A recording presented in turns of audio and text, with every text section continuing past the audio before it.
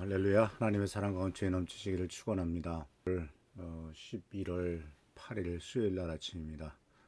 오늘도 하나님의 돌보심으로 승리하고 또 매일매일의 삶이 주님의 축복 가운데서 나아가시는 우리 귀한 미랄교회 성도님들 되시기를 바랍니다. 오늘 말씀은 지혜로운 삶의 조건에서 에베소서 5장 20절 말씀을 중심으로 오늘 귀한 은혜의 시간, 말씀의 축복의 시간 되길 바랍니다. 5장 20절 말씀입니다. 모든 일에 언제나 우리 주 예수 그리스도의 이름으로 하나님 아버지께 감사를 드리십시오. 이 하나님 앞에 감사를 드린다라고 하는 것은 기독교 신앙에 있어서 매우 중요한 원칙이고 덕목이며 실천 사항입니다.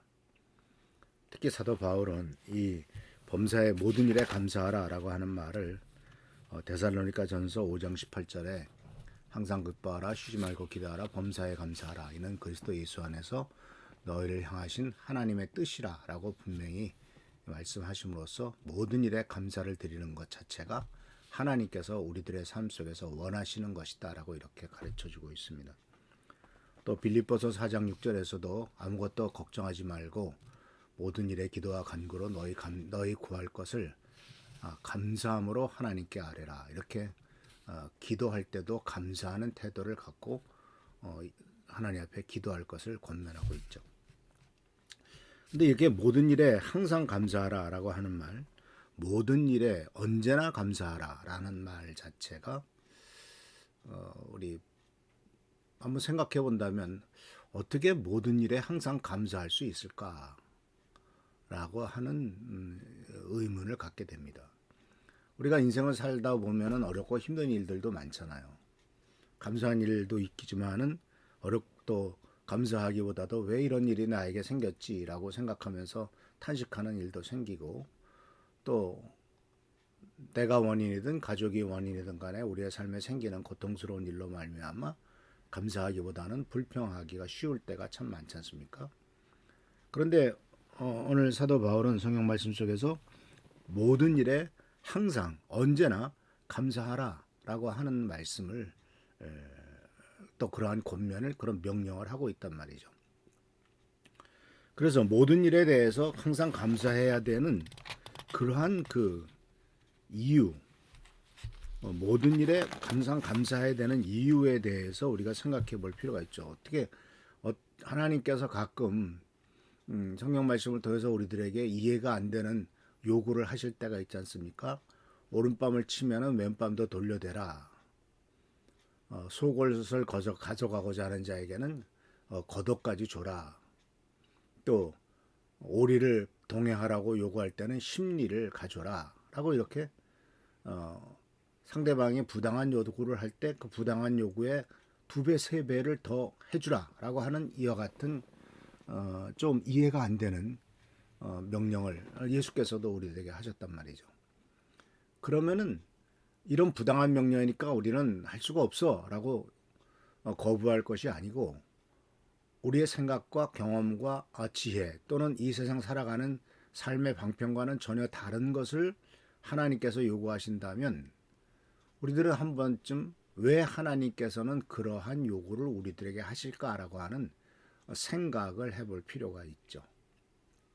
그리고 또 하나님의 말씀을 좀 더 깊이 생각해 보고 연구해 봄으로써 하나님이 그렇게 말씀하신 것 이면에는 어떤 이유가 있는가, 그리고 그것에 대해서 그렇게 순종했을 때는 어떤 결과가 나타날 수 있는가를 생각해 볼 필요가 있습니다. 먼저 오늘 본문 말씀을 통해서 이제 그 항상 모든 일에 감사할 수 있는 이유, 그렇게 해야 되는 그 근거를 뭐라고 첫 번째 말씀 속에서만 한번 찾아본다면 예수 그리스도의 이름이라는 말을 썼습니다. 그러니까 데살로니가전서에서는 이제 범사에 감사하라 이렇게 얘기를 하고 이것이 하나님의 뜻이다라고 말함으로써 감사하는 것 자체가 하나님께서 원하시는 뜻이구나 하는 것을 우리가 깨닫게 되는 것이고요. 그런 중요한 원인이 있는 거죠.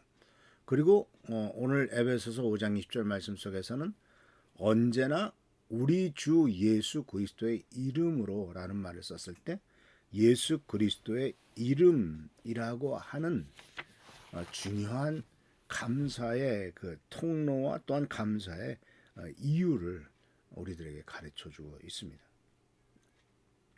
그러니까 예수님의 이름으로 감사한다라고 하는 것은 예수님의 이름으로 기도한다와 함께 아주 중요한 가르침이죠. 우리는 예수님의 이름으로 기도하는 것은 항상 할 때마다 뒤에 예수님의 이름으로 기도합니다라고 붙이기 때문에 이것은 익숙합니다. 그런데 예수님의 이름으로 감사합니다라고 하는 것은 그렇게 자주 하는 것 같지 않아요. 그런데 오늘 이 성경 말씀 속에서는 예수 그리스도의 이름으로 감사하라라고 하는 말을 했단 말이죠. 그러니까 이것은 예수님의 이름으로 기도하는 것과 예수님의 이름으로 감사하는 것에서는 공통점이 있죠. 이것은 바로 뭐냐면 예수 그리스도라고 하는 중재자의 역할을 생각하게 됩니다. 동시에 예수 그리스도라고 하는 권한, 예수님의 권한을 생각하게 됩니다. 누구의 이름으로 한다라고 했을 때는 우리가 예수님의 이름을 힘입어서 기도하는 것이란 건 중재자는 뜻이고, 예수님의 이름으로 선포한다라고 했을 때는 그것은 권한을 얘기하는 거 아니겠습니까? 그래서 중재와 권한이라고 하는 두 가지가 예수님의 이름이라고 하는 말에 표현되어 있습니다. 중재와 권한. 그래서 이것은 하나님으로부터 오는 축복과 은혜를 인정을 하고, 또 예수님께서 우리의 구원자이시며 중재자이시고, 또 동시에 감사와 예배를 표현하는 그러한 권세도 우리들에게 주어지고 있음을 얘기하고 있는 것을 보게 됩니다. 그래서 사랑하는 성도 여러분, 예수님의 이름을 드는 것은 가장 중요한 것은 예수님께서 바로 중재자라는 사실이시죠. 그리고 동시에 예수님의 구원을 우리가 인정을 하는 거죠. 예수로 말미암아 구원을 받았다라는 것이고, 또 예수님의 이름으로 기도하고 감사드리는 것은 하나님의 뜻에 복종하고 하나님의 주권을 인정하는 것이다라는 것을 우리들이 말씀을 통해서 배울 수가 있습니다. 그래서 사랑하는 성도 여러분, 모든 일에 항상 하나님 앞에 감사하라라고 하는 이 명령은 우리들의 이해를 벗어날 때도 있지만, 그러나 예수 그리스도의 이름으로 기도하라, 감사하라라고 하는 말은 예수 그리스도의 이름으로 기도하라는 말과 함께 또 다른 중요한 임무이고 또한 권한이고 중재의 역할을 예수께서 하심을 깨닫고 주님의 은혜 가운데서 항상 예수 그리스도의 이름으로 감사드리는 우리 모든 성도님들 되시기를 축원합니다. 기도하겠습니다. 주님의 은혜를 감사드립니다. 오늘도 주님의 은혜 가운데서 하루가 시작됩니다. 매일매일에 살아가는 삶이 피곤하고 힘들지만 하나님의 도우심으로 우리가 이길 수 있사오니 주여 도와주시고 잘 감당하도록 축복하옵소서. 예수 그리스도의 이름으로 감사하며 간절히 기도하옵나이다. 아멘.